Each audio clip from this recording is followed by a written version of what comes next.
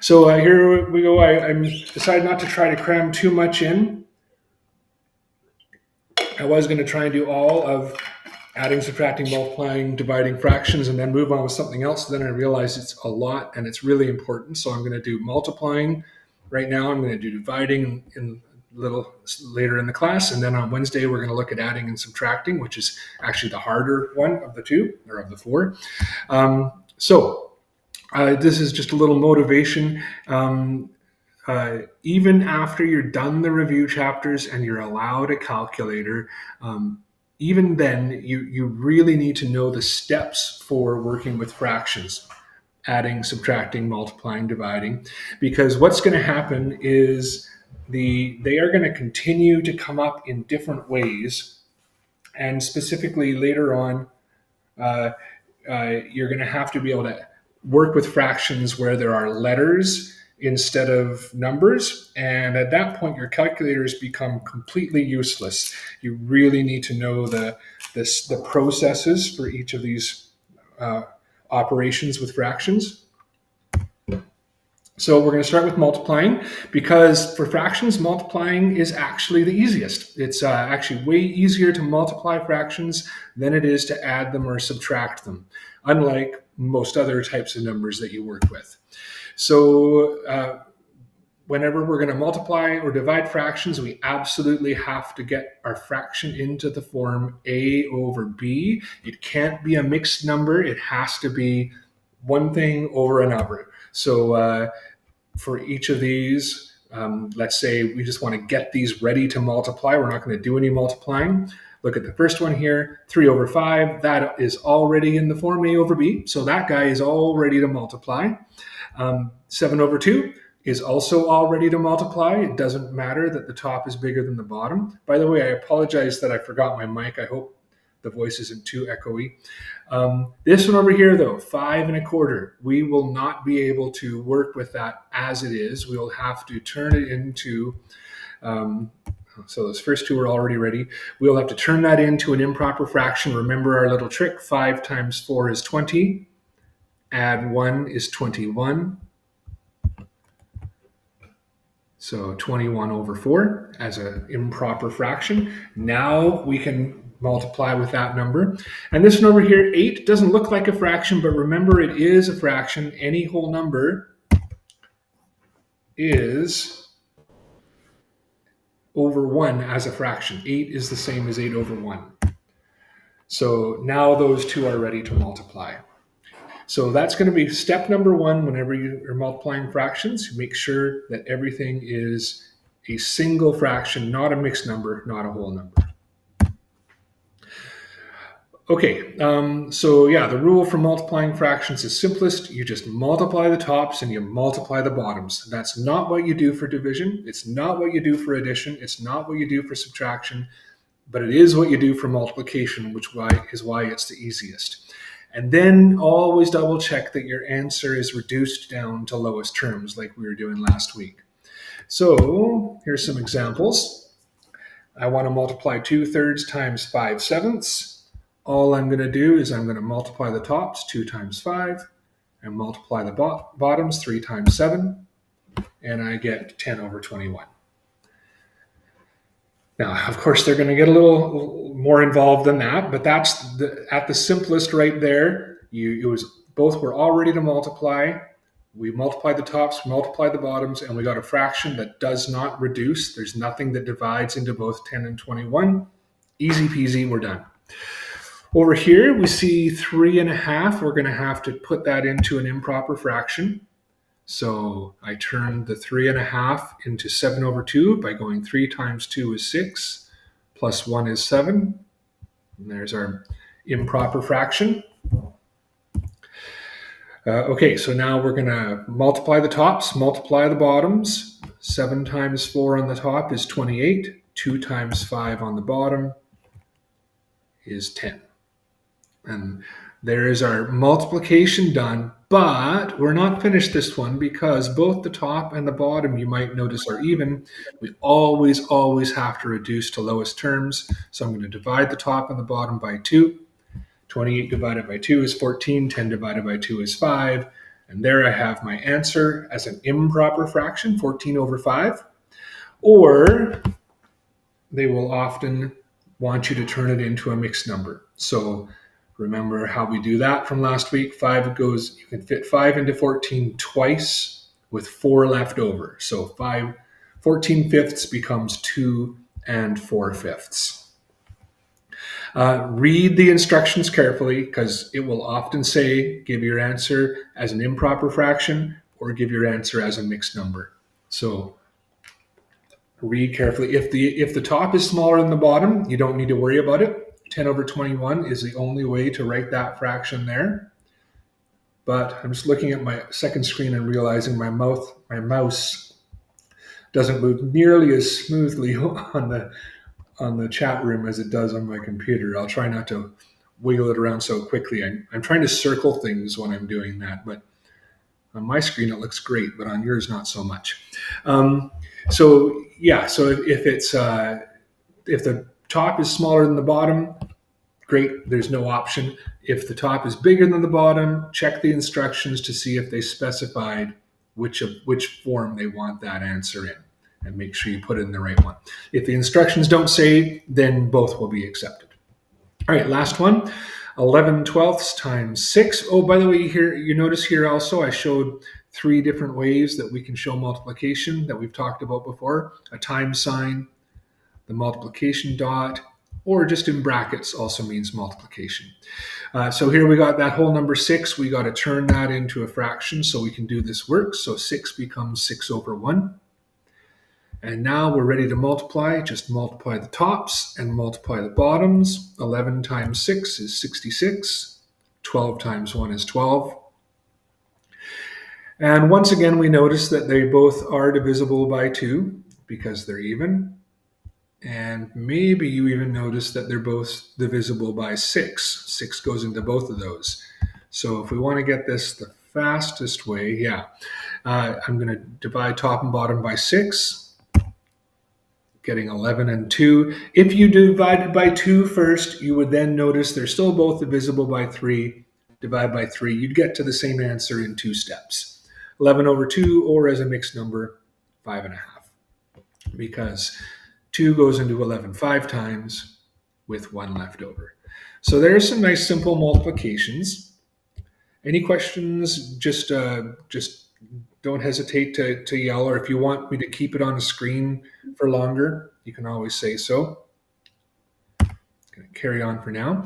Okay, so there is a trick for multiplying that will sometimes help to make the question much easier. I personally only use this when the numbers are going to get really big and ugly. If the numbers are going to be nice and small, like the ones in the last examples, I would do exactly what we just did. But if the numbers are going to get big, you will find the questions are monstrously hard if you don't know this trick. So, I'm just repeating what I've written on the screen there. It's worth doing this if you anticipate getting big numbers that will be hard to reduce. Okay, so when you multiply only for multiplication, you can't do this for division, you can't do this for addition, you can't do this for subtraction, but for multiplication only, anything that's on the top can reduce with anything that's in the bottom. For multiplication only. And you cannot do this for any of the other operations. Don't be tempted to try it, right? Sometimes you get in the groove of just canceling everything down, but you can't do this if you're adding, subtracting, or dividing. So let's try it on a simple one first. And on this one, I don't think I would do this method because the reducing is easy. But you'll see in a second why knowing this method is crucial. So here we have 2 fractions ready to multiply. Multiply the tops, multiply the bottoms. 3 times 20 is 60. 10 times 9 is 90. This is method 1, as we've already done. 60 over 90. And you hopefully notice that those are both divisible by 10, right? 10 goes into both of those. That's an easy reduction to do. So we divide the top by 10 and we divide the bottom by 10, which gives us 60 over 10 is 6 and 90 over 10 is 9. And those are both divisible by 3, which is also a pretty easy one to spot. So we divide the top by 3 and the bottom by 3. I am looking over at my other window, and again, if any of you haven't done the full screen option, I strongly recommend it because it's just a little too small to see if you don't. But if you make that go full screen, oh, that makes a huge difference. Yes. So strongly recommend 3 dots in the top right corner, make it full screen. Divide the top and bottom by 3, and we get 2/3. That was not too bad. That one was okay, right? The reducing wasn't so bad. Let me show you a different method and then show you a question where the different method makes a world of difference. So here is method 2. We're going to use our new trick. Instead of jumping in and multiplying, I'm going to look for anything on the top that reduces with anything on the bottom. And what I spot is a 3 and a 9 because they are both divisible by 3. And so what I do is I can cross out that 3 and that 9 and divide them both by 3. 3 divided by 3 is 1, because 3 goes into 3 once. 9 divided by 3 is 3. And again, your times table sheet, strongly recommend you print out a times table sheet and have it on your table. They're so useful. Just go along the row, figure these things out, right? All the small little multiplications and divisions. And there we go. So I crossed out the 3 and the 9, one on the top, one on the bottom. Has to be a top and bottom. It can't be side by side. And I divided them both by 3. I also noticed I got a 10 and a 20 there, and they can both be divided by 10. So I'm going to do that as well. I'm going to cross out the 10 and the 20, divide them both by 10. 10 divided by 10 is 1. 20 divided by 10 is 2. And now let's clean up the mess. This has been a little bit of work here, all this crossing out and dividing, but look what happened. I have now simplified my question so it's just 1 over 1 times 2 over 3. That's all that's left behind after my reducing. And that is really, really easy to multiply. 1 times 2 on the top, 1 times 3 on the bottom. Okay, now you might be looking at that. I think I'm jumping ahead to my next screen, and you're quite possibly saying something like, well, that's kind of neat, sure, but I like this method over here better. That's easier to me. And again, on this particular question, you are 100% correct. But as soon as the numbers get bigger, you will find that you really, really need to use this reducing method. It'll save you a ton of time, frustration, big multiplications, and long divisions. So let's try a tougher one here. 24 49ths times 1 and 17 18ths. Well, first thing I notice is that 24 over 49 is ready to multiply, but 1 and 17 18ths isn't. I have to turn it into an improper fraction. So there we go. 24 49ths I left alone. 1 and 17 18ths, I went 1 times 18 is 18, plus 17 is 35, and that's how I got 35 18ths. Remember, the bottom always stays the same when we're going between mixed numbers and improper fractions. So here we go. I'm gonna first do it the old way. Okay. So watch how nasty this gets. Let's multiply the tops and multiply the bottoms. We don't have a calculator yet, so 24 times 35, 49. You're gonna have to do a long multiplication on each of those, right? You're not gonna do those in your head, I don't think. So you go off to your scrap paper, you work out 24 times 35, you work out 49 times 18, and I'm not going to take all the time to do that right now, but you would come back eventually with 840 over 882 and hope that you didn't make a mistake in that big multiplication. Now we have to try to reduce that. The first step's not too bad. They're both even numbers, right? So I can divide them both by 2. And even that division isn't too bad. I could probably do that in my head. 882 divided by 2 is just going to be 441, right? So that was okay. Now, does it reduce any further? Well, so you're going to have to start to check. And this is where the divisibility rules from last week come in handy, or from 2 weeks ago, I think. So you can tell that these are both divisible by 3 by adding up the digits. 4 plus 2 plus 0 is 6. 3 goes into 6, so I guess 3 also goes into this number. Similar on the bottom, 4 plus 4 plus 1 is 9. But to actually do those divisions, we know they're both divisible by 3. You're going to have to do long division, I think. I don't think I could quickly do 441 divided by 3 in my head, right? Maybe you could after a little bit of thinking, but long division is probably what's going to happen there. So now this question is just getting bigger and uglier as we go. If you did those divisions, you'd eventually come up with 140 and 147. Now, does that reduce further? Well, I will bet that you didn't notice that those two numbers are both divisible by 7. They're probably off the end of your times table sheet. So you'd have to do a whole bunch of checking and guessing and testing. And if you did eventually find them, you'd then have to do long division to divide them both by 7 and get your final answer of 20 over 21. Okay. So the purpose here was to see just how ugly this question is if you do it the first way. The first way is great if the numbers are small, and I like it better, but when the numbers are big, you need a better method. So here's what we're going to do. We're actually going to show you 2 more options. The middle one is the one I like the best, but some people like the prime factorization. So instead of multiplying the tops and the bottoms, I am going to look for anything that goes evenly into something that is both on the top and the bottom. And the first thing I spot is probably this 24 and 18, which can both be divided by 2. Because they're both even. That's an easy one to find.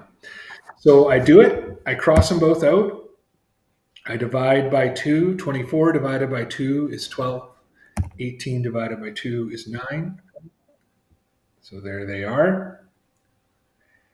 And then you got to be on the ball because look at the 12 and the 9. They can actually go further because 2 doesn't go into both of them, but 3 does, right? 3 goes into 12 and 3 goes into 9.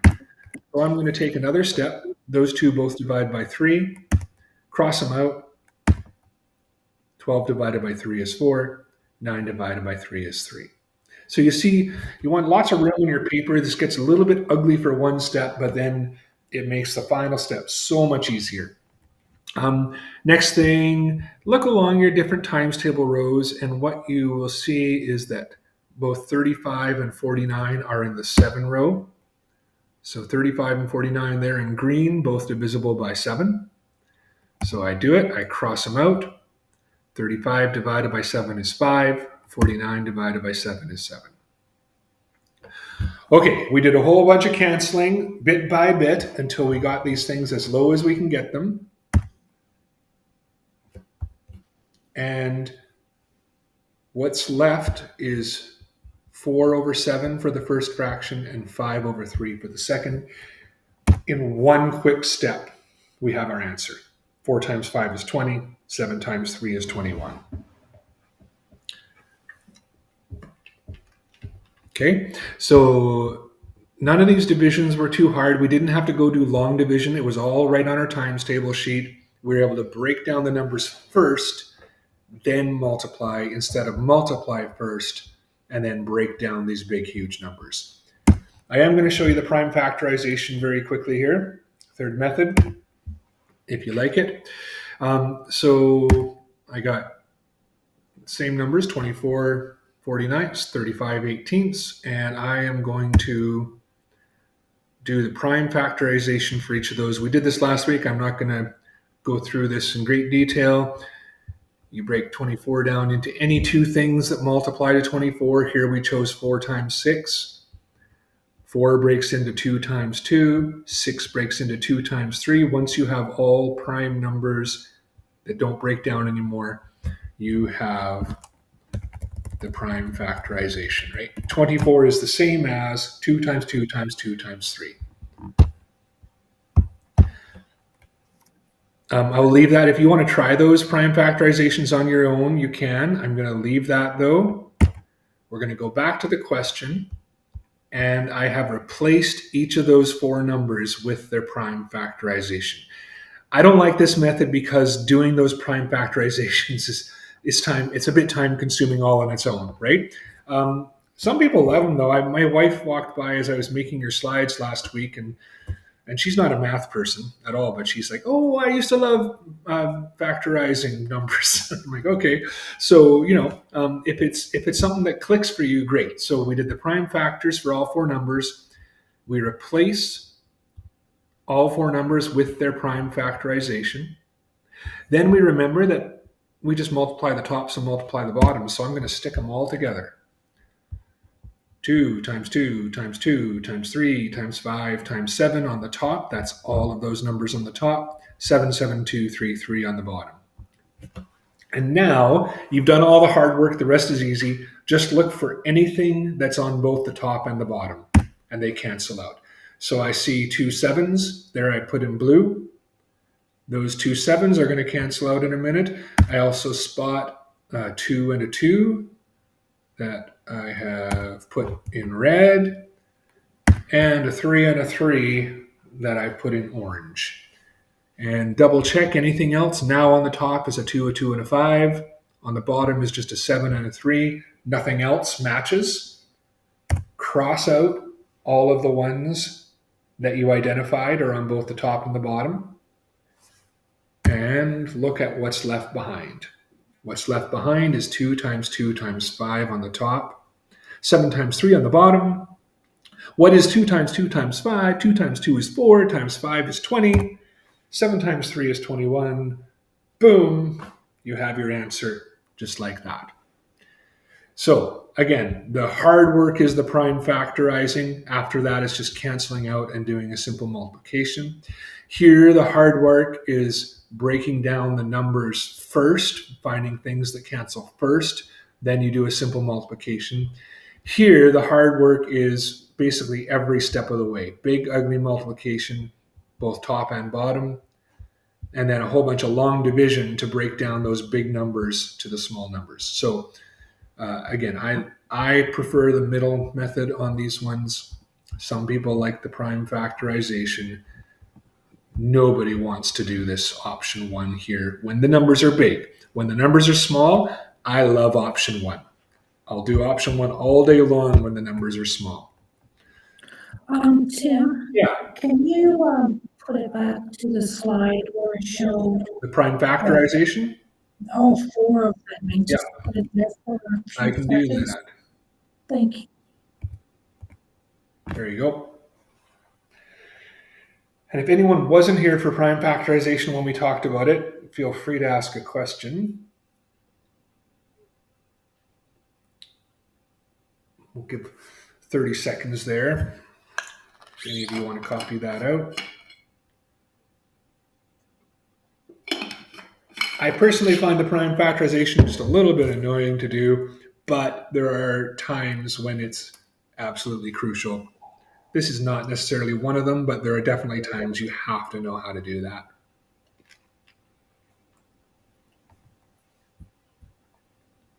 Thank you.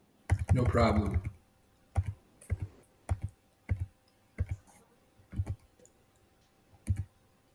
Are we done? There. I didn't skip ahead, did I? Yeah, no, great. Okay, so that's the end of my multiplying fractions. What I'd like to do now is just take a little pause. If anyone has any questions that they'd like to ask about what we just did or about anything that you're working on, you can. If you need to stretch your legs, grab a snack, go to the bathroom, that's all fine, of course, too. And what I suggest is now, why don't you guys try these 3? I put 3 practice questions up there for you. And why don't you give them a shot and see, and then maybe in 20 minutes or so, we'll come back, we'll talk about, we'll go through these first, and then we'll do division.